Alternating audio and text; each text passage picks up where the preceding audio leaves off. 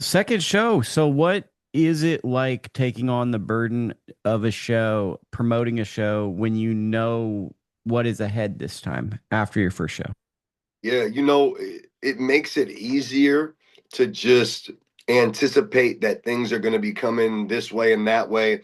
When things go wrong, you're not so emotionally drained. You understand that it's the ebbs and flows of things, and then you've learned from your mistakes. So we've been able to navigate a lot better this time with making decisions about who put it on the card, pay, and what to save on, what to spend on. We just, knowledge is power, and experience is something you can't buy. What is it like trying to do cost management and throw in competitive fights that the consumer wants to see? You know what? I think the key is on the club level is to do as much 4 round fights as possible, because then you can get great fights and it's yet still cost effective. So doing a lot of 4 rounders, because that's what these local guys, that's the guys that need the fights, and the guys that are tapped into the community who, don't have the deals, don't have the experience to kind of take that step up fight at a big promoter yet. But they got the following from the amateurs or from social media. So and they're not expecting the big payday, because their other option really is to go pay for fights in Mexico or wait around. It's kind of a great time to be a promoter in a sense, doing shows like this because there's limited options for people. And if you have ambitions, you have to get to a certain point. Do you see the promotion also serving as a place where you look back in 5 or 10 years and you might have a couple of world champions that fought on these cards early in their careers? 100%. This is the building blocks. This is the first initial step you need to take to get to the next step. And I think the big difference that our promotional company is than most is you're not going to get to keep all the guys, but we want to keep one or two of the guys to help them all the way up and have that title eliminator, or have that, NABF title on our card, you know what I mean, before they get the big shot. And who knows, maybe even a major belt, especially with the females, because, it's easier to keep them around and offer them the fights that they get, and they can move a little faster just because there's less of them. So I think that, yes, we'll see world champions coming from Elite Underdog, and you're going to see some world champion fights on Elite Underdog. I think that's something that not many other club show level promoters will be able to say. Perfect. Well, the show is on Saturday, well, obviously December 6th. We don't have to say that's redundancy, but it's in Pleasanton, right? Yep. And one fight that I look at is Jacob, I can't, Macalolooy versus Yep. Angel Munoz. This is a banger of a fight. It's two guys, similar spot. Talk me through like making a fight like this that's a TV level main event, in my opinion, putting it Yes. on, and just talk about the challenges making the fight. How did it come together and your excitement of it? Man, to be honest, man, like it came together and I didn't think it was gonna happen, because I had been like looking for opponents, and like for whatever, like people weren't wanting to fight J Mac, right? J Mac, I was locked in with them. And J Mac, to his credit, man, he wants hard fights. I brought him some easier fights and he's like, nah. And you don't get that nowadays. Rarely. If you give him a layup, they're gonna take it, right? And so then I'm just searching and going through my Rolodex, and I'm like, hey, what about this guy? And I heard some things, because I know the guy that he fought once, in like from the Midwest. The East Coast. So I knew about him. I knew he was a tough guy. And so I reached out, and he's like, yeah, here's my manager. And I started talking to his manager, and and then he's yes. And then I brought it to J Mac, thinking, he might take it, he might not. And within minutes, yep, I want it. And I was like, oh shit, we got a banger here. And so it's been easy, man. Both the guys, I mean, Munoz is freaking Janabek's main sparring partner. And J Mac's been in there with Bud Crawford, been in there with Manny Pacquiao.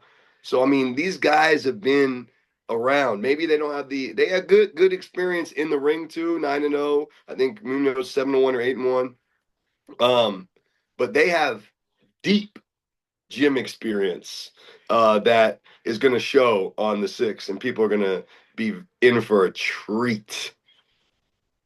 Tiara Womack's fight also looks like a very good one. How did that fight get made, and how has it been trying to move her career? Yes. Basically, I had 4 pullouts for T. I had a lot of pullouts. I've been having this. I had a girl that was supposed to come from Spain, went ghost on me. I had this girl cancel out and go to another show. And so, and to be honest, I really hadn't heard much about Dana. And then when I kind of was looking around and I said, hey, this is a viable option. It's a tough fight, but it's a viable option, local ish. And it's a great step up for T to show that she is on that elite level and that she can take the tough, good amateur experience type of opponent and just show that there's levels. The pro game and the amateur game is different. And, T has so much versatility in that ring, and I've seen it in the fights and in the gym. And with our sparring partners getting the best sparring around, in my opinion, with Baby Bug, Marley, McNeely being her main sparring partner, we just feel that we're more than prepared for what Dana can bring on fight night. But we know that it's going to be a tough fight and an experienced opponent that we're going to need to stick to the game plan through and through. And then to answer your second question, moving T, it's been difficult but easy.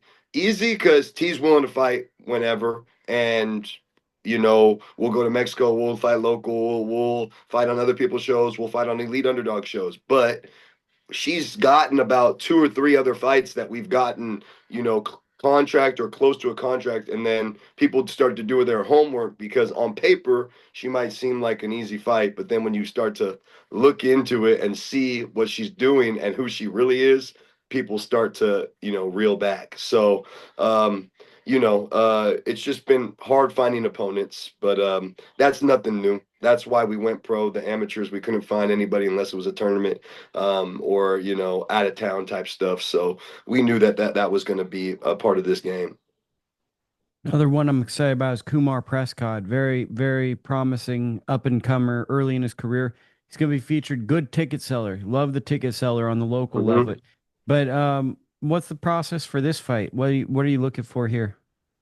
You know what? What I want to see with Kumar is just being able to execute what he's been able to do on the lower level of competition with a big step up. So I want to see that he can still create the knockout, stay fundamental behind the jab, not get hit very much, and still give the fans what they want to see and get the knockout. Um, and this one was supposed to be scheduled for 6 rounds. That was going to be exciting, but with commission stuff, they're only approving it for 4. So I'm excited to see that he can get this guy up out of here in 4 because that's not always easy. What's the fight I'm not looking at or I didn't bring up that I should be looking at? Like, oh, pro debut, Colin Magalan Bayan versus Rowley Galley.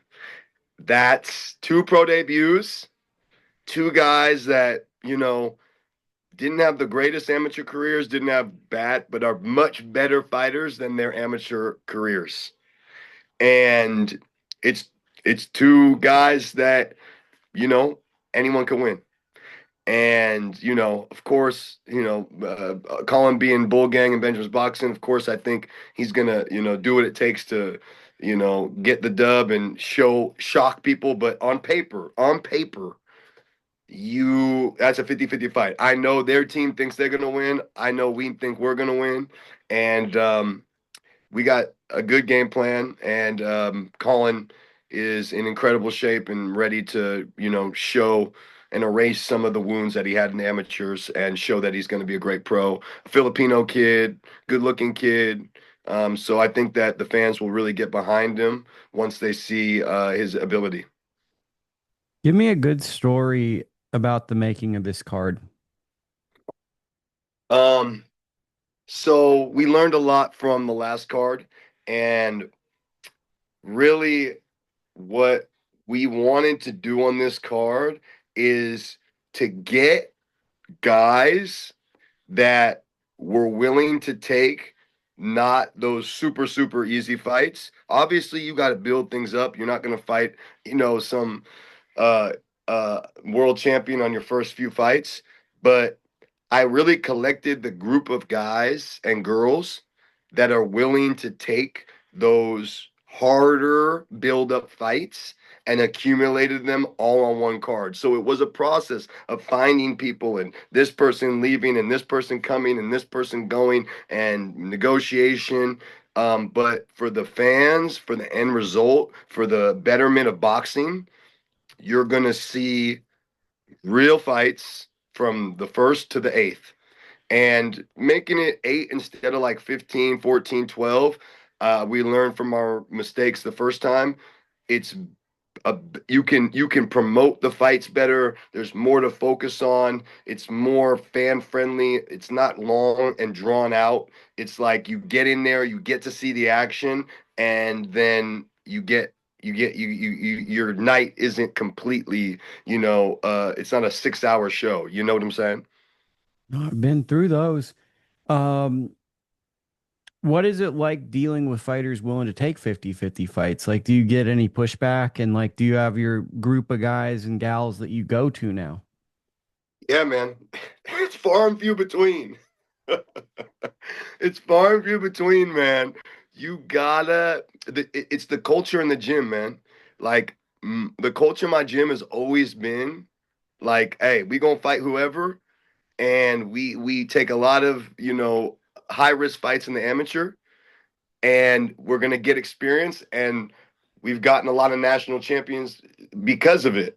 You know what I mean? And the pros, you got to be more calculated, of course, because you're getting paid, little gloves, growing people, business, but that same energy. So when I see other gyms that have that same energy, we tend to spar with them because they want to come here, and they're not worried about getting back and forth and sparring. A lot of guys, they want to just go get sparring where they're beating up on people. So they bring in gyms that they know they can beat up on. So when I'm bringing in gyms and we're going back and forth, I say, hey, you got pro, boom, and we start talking. And then on the B side, those guys, all them guys, they're happy to take any fight. It's a different thing you got to worry about with the B-side guys. It's just consistency and communication, and those things that not all fighters have are the best at. So you got to just be making sure that you're on top of things as the promoter and the matchmaker. What's it like being a matchmaker?